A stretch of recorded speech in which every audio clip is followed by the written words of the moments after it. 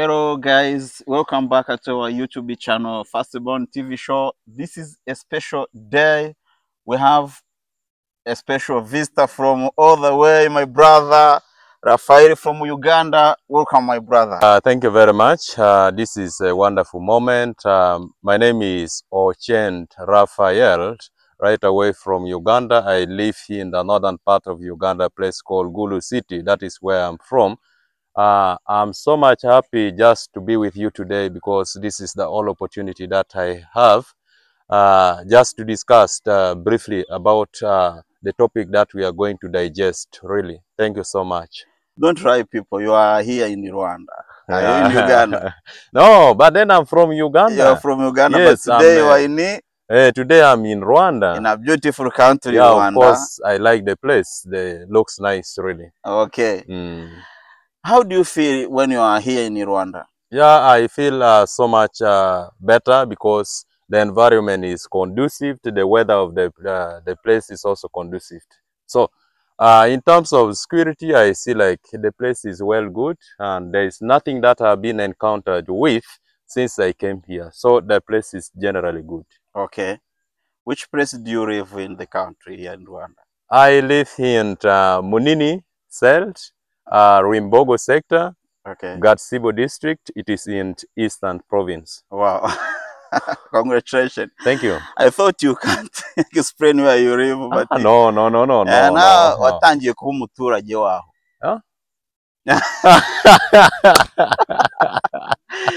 You started to be a citizen. Of course, citizen of the country. Someone when you are living in a place, you must be knowing the locations where you are. Yes. So that it is very easy for you to identify. Like if they ask you like, hey, where are you living? Will be very easy for you to say that I'm living in this place, just like that. Oh. Okay. Before we talk about many things, I'd like to know, why are you in Rwanda?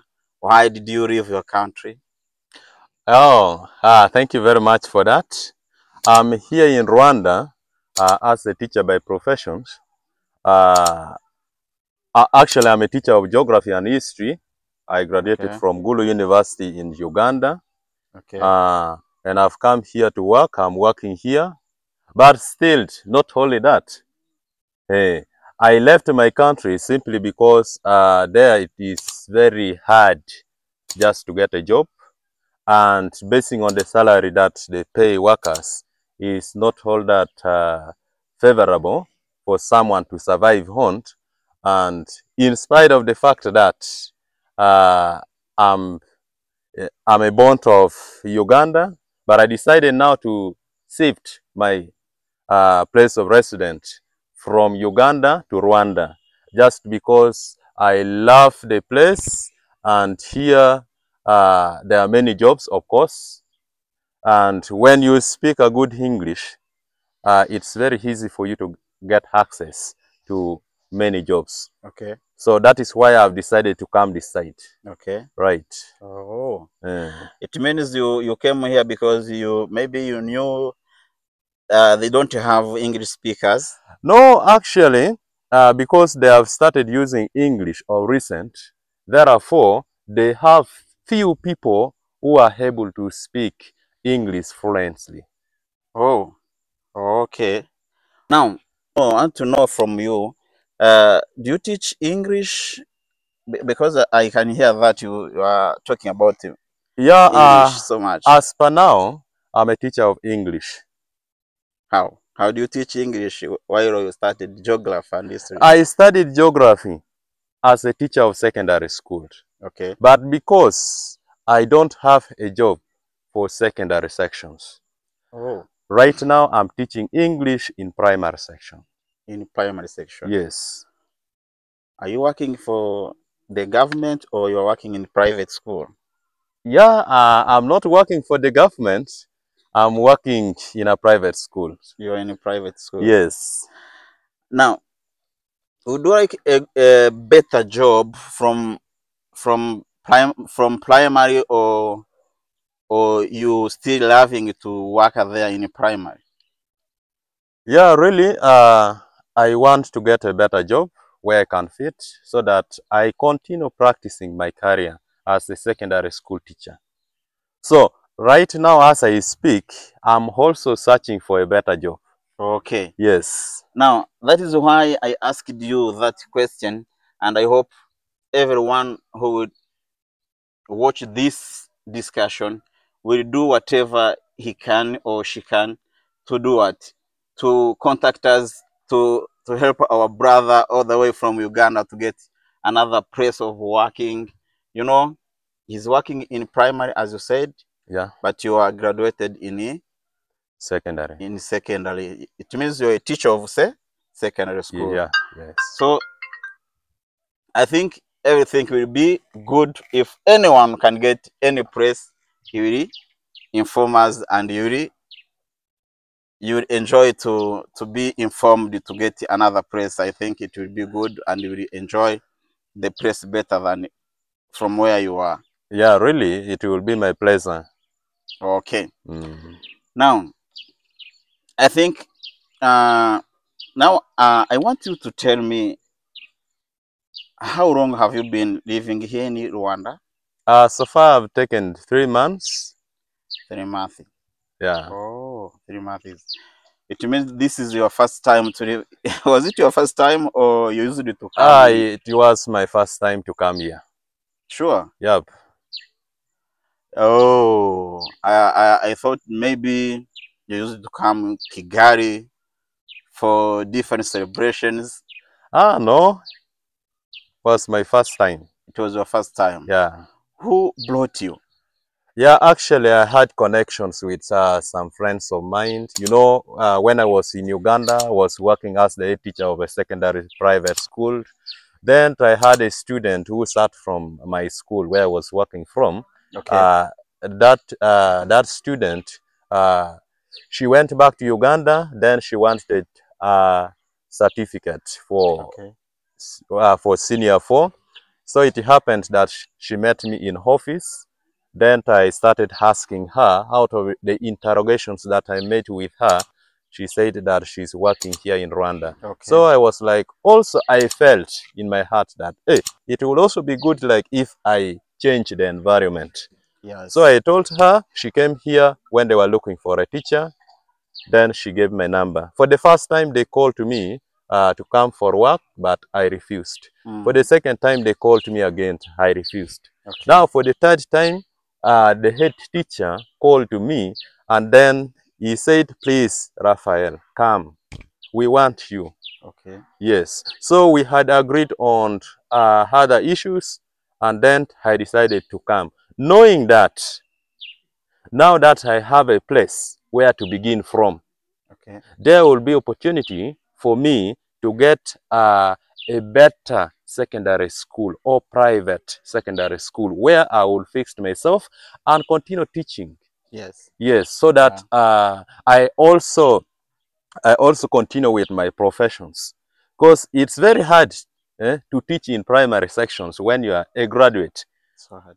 When you hold a bachelor degree in education and you qualified to be teaching secondary, then you find yourself just from nowhere you are teaching primary sections. It's really hectic. But because of the conditions, you need to persevere. And that is what I'm doing. All in all, I'm just trying with all my level best to look around where I can find a better job in secondary schools. Then I fix to myself. Oh, that is good. But and to come down to do, because the time will return, you know. Yeah, of course, I understand that. I understand. Okay. Now, after reaching here in Rwanda, and you know, you grew up in Uganda. Yeah. Can try to compare this country and your country, Uganda. Yeah, actually, in comparisons, when you look at Rwanda as a country, Rwanda is more organized. How? When you look in terms, I want you to focus on education. Yes. In terms of education, there is great difference. How? You find that here in Rwanda, secondary sections, actually. Okay.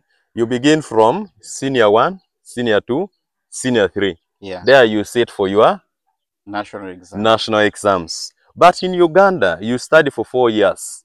Then you sit for national exams. Okay. Yes, you sit for national exams in senior 4.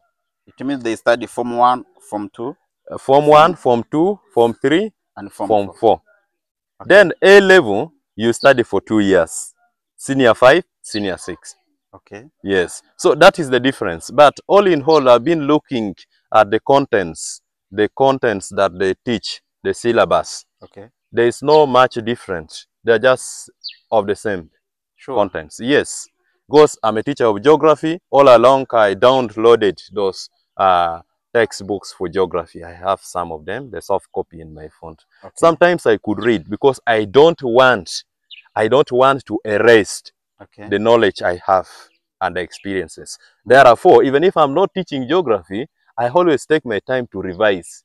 Yeah. And to update myself based on the current situations. That is how teachers always do. Yeah. You have to revise and you make a recall. Yeah. But also there is one challenge that I've encountered, like especially when you are teaching. You find, like, for me, I'm a teacher by professions, right? Yeah. We are used to teach using one language, that is English. In Uganda. In Uganda. But it is quite unfortunate that here in Rwanda, it is the contrary again. Eh? You find most of the times, even the students, they don't even speak English, especially in primary sections. Yes. I've seen this. Yes. Most of the students, they don't speak in English. Then I ask myself questions. How do these students pass their exams? And yet all exams are set in English. Okay. But I'm seeing them passing because they are being promoted from P1 to P2, yes. P4 to P5, P5 to P6. Yes. Even in secondary sections, yeah. I've encountered this. Yeah. Now, when you looked around, it's now very hard for these students to pick the concepts and understand. Now, especially as teachers who are foreigners, yes, we find it very difficult because when you are teaching these kids, you don't know Kinyarwanda. Yeah. And you explained the contents. You explained knowing that a student has got you. At the end of it, there's nothing. There's nothing. So it is very hard to teach them, especially in primary sections. Because I'm finding that difficulties. At least maybe those one in secondary section, it is okay with them because they can speak English and they can't even pick the concepts. So yeah. But in primary, it is not easy. It's not easy. Yeah. No, but I think she's. I met one kid from our school, and I knew her before, and I met her after studying there. I tried to make a short discussion with her before she tried, but not at least this time. Yeah. But when you compare nowadays, she's good at everything. I would like to know which techniques do you use to transform those weak students, those young kids, to be good at everything. Yeah, of course, it is true that you have said, because it is people who sees and then people who appreciate the good part of everything that whatever you are doing. We are trying with all our level best, especially as the administrators of the school. We have the strategies that we are working upon, we are implementing, so that these learners, they improved on their English speaking, especially. Okay. Now, what we are doing of recent, we have started doing this. We always carry debate. Okay. Yes, we are teaching students how to debate. Okay. So when they are debating, they are discussing, they're discovering on their own, actually. Yes. See, yes. So you will find that each and every time that a student is debating, a student will be gaining courage, will be having that confidence, how to speak, how to stand before. Now, how to express himself or herself. Yes, I get you. So like, not only debate, we are also emphasizing that all students should speak in English at all times. As long as you are on school compound, you must speak in English. For the case of Kinyarwanda, we are just trying to stop them from speaking Kinyarwanda from school, simply because they are overusing Kinyarwanda. We want them to learn the language that they don't know. Because you see, from home they speak Kinyarwanda. When they are going to school, they speak Kinyarwanda. When they are coming back, they speak Kinyarwanda. All weekends, they are speaking in Kinyarwanda. Now, we want them to learn the foreign language, that is English. Instructional one. Yes. And it is because when you look at the exams, all exams are set in English. Therefore, if our students fail to learn how to speak in English, how to read and write, they will not pass exams. It will be a failure. See? So that is what we are trying, so that these learners improves. Another thing is like this. We are also trying, we are making sure that all teachers, like when you are teaching, you need to follow up the students one by one. How do you follow up? Take for instance, after my teaching, after my lessons, when students, they are writing in their books, I must be able to move around, check on their handwritings. Because some of them, they have poor handwritings. So what do you do as a teacher? You need to make sure that these students improve. So you walk around, whoever is not writing well, you teach. You can even hold the hands of a student, telling her, him or her, that please write like this, write like this. Always teachers should emphasize on handwritings of students. So those are a few things that we are doing at the moment. We are trying. Of course, we want the school to be the best in Garsibo district. That is our aim and what we are working towards. Wow. How do you match all subjects? You know, because I discovered she's good at Kiswahili, she's good at French, she's good at English, everything. How do you match those all subjects? Yeah, it is because we have qualified teachers.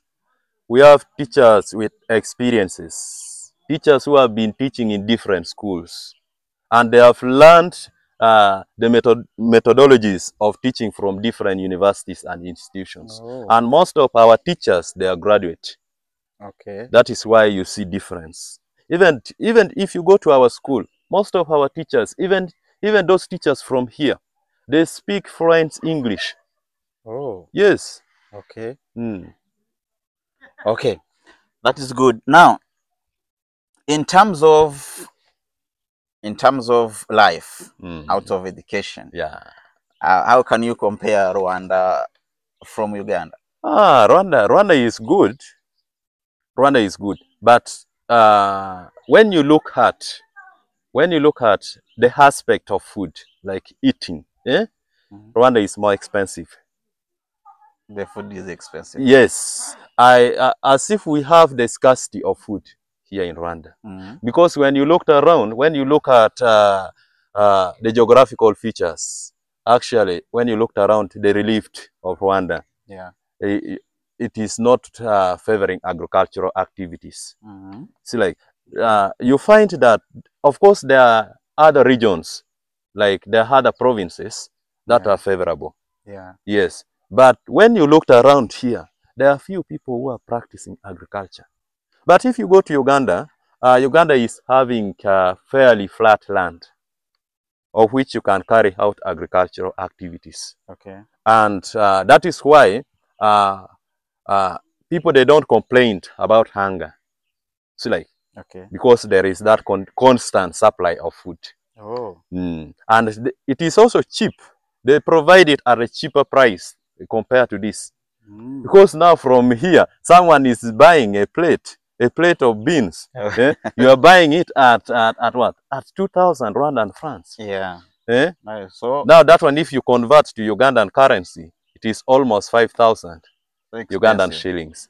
So expensive. Yeah, it is expensive. Oh. Really.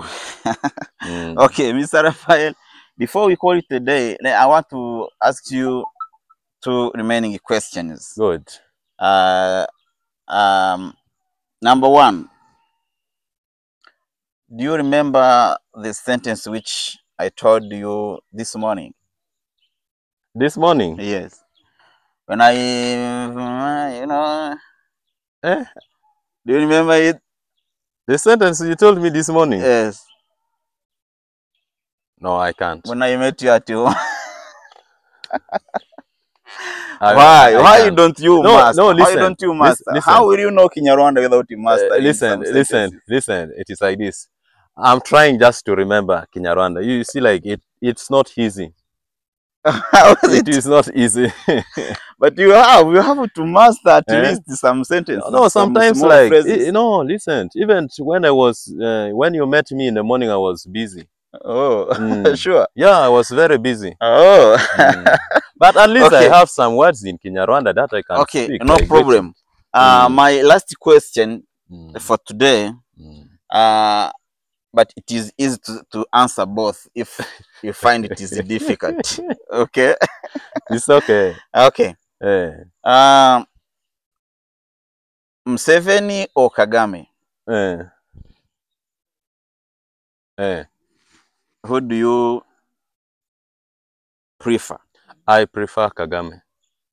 Why and how? It is the reason is like this.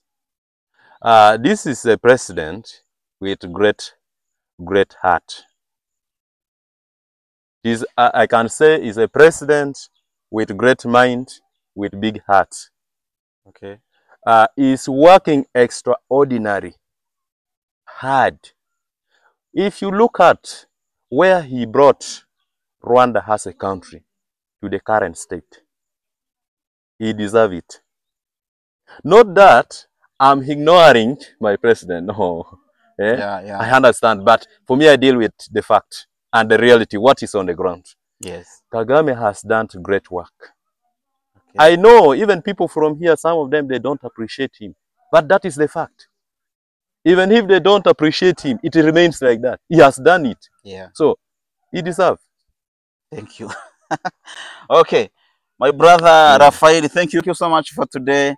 I think if we need you another day, another time, you will come to visit us. And you are most welcome to our channel, Firstborn TV Show. Okay, thank you.